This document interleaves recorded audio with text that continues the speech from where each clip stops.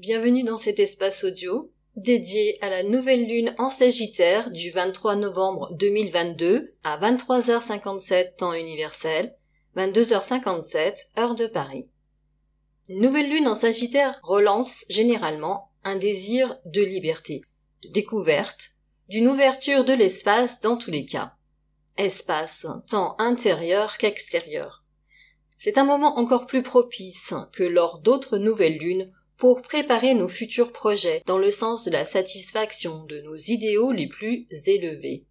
Le dépassement de nos limites est à l'ordre du jour. Sous la maîtrise de Jupiter, cette nouvelle lune bénéficie de la fin de la rétrogradation de la planète et donc de son retour en marche directe, 5 minutes seulement après l'heure exacte de la nouvelle lune, ce qui renforce encore ses effets. Je vous renvoie pour davantage de précision au petit espace audio que je consacre à cet événement. Le trigone de Jupiter à la lunaison est littéralement une autoroute énergétique à cet égard et donne un coup de booster dans toute maison natale concernée. À voir donc.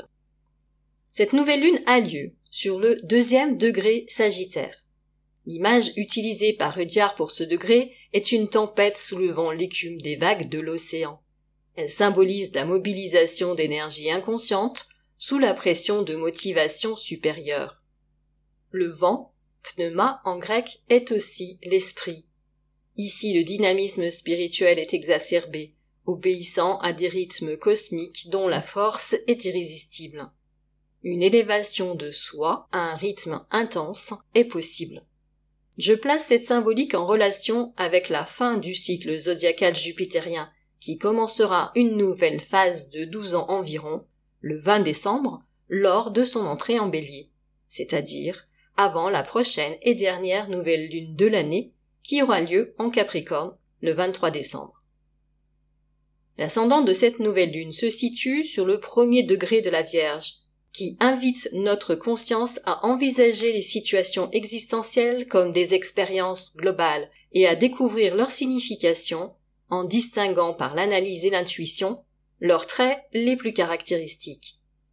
L'image employée par Rudyard est un portrait dont les traits essentiels sont soulignés avec art.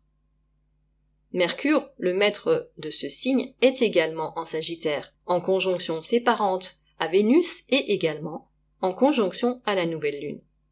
Ce quadruple amas en Sagittaire nous touche affectivement et mentalement. Le fait que Mercure devance désormais Vénus peut accentuer notre tendance à trop mentaliser.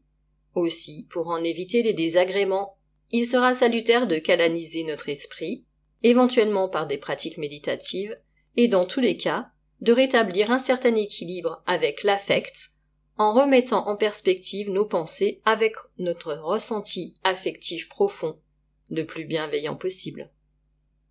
Cette nouvelle lune est par ailleurs à dominante plutonienne, avec un quadruple sextile de la planète, non seulement à la lunaison, mais également à Jupiter et Neptune, toujours en conjonction étroite. Cet aspect donne à la configuration d'ensemble une tonalité de transformation et de régénération.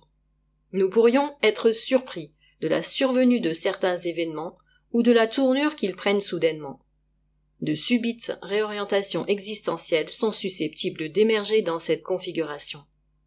Et justement, la numérologie de cette nouvelle lune nous mène à l'arcane sans nom du tarot, le 13. Arcane de la transformation profonde par excellence, il est fréquemment assimilé à l'énergie plutonienne et se présente donc parfaitement emblématique de l'énergie de cette nouvelle lune. L'arcane, positionné au centre de la série des arcanes majeurs, représente le travail nécessaire de nettoyage en vue du renouvellement et de l'ascension ultérieure qui mène, degré par degré, à la réalisation pleine et entière du soi. Le personnage armé de sa faux rouge et bleu symbolisant, respectivement, la vitalité et la spiritualité, travaille la nature qui est en réalité sa propre nature profonde, et la nôtre donc. Le manche jaune, couleur de l'intelligence, montre que ce travail est voulu, pensé dans son accomplissement. Les 2 têtes couronnées au sol qui ont été vraisemblablement coupées symbolisent notamment les concepts anciens hérités des traditions précédentes, dont il convient de se défaire pour avancer.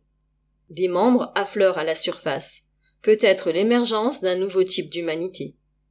Il y aurait encore fort à dire sur cet arcane, mais notons simplement, pour conclure, que son attitude laisse déjà entrevoir le mat, qui lui a un nom, mais pas de numéro. Le mat, force de libération par excellence, qui chemine hors des sentiers battus, dans l'expression de sa puissance créatrice fondamentale. Je vous souhaite une excellente nouvelle lune, et vous remercie de votre écoute et de votre fidélité. Prenez bien soin de vous, et à très bientôt.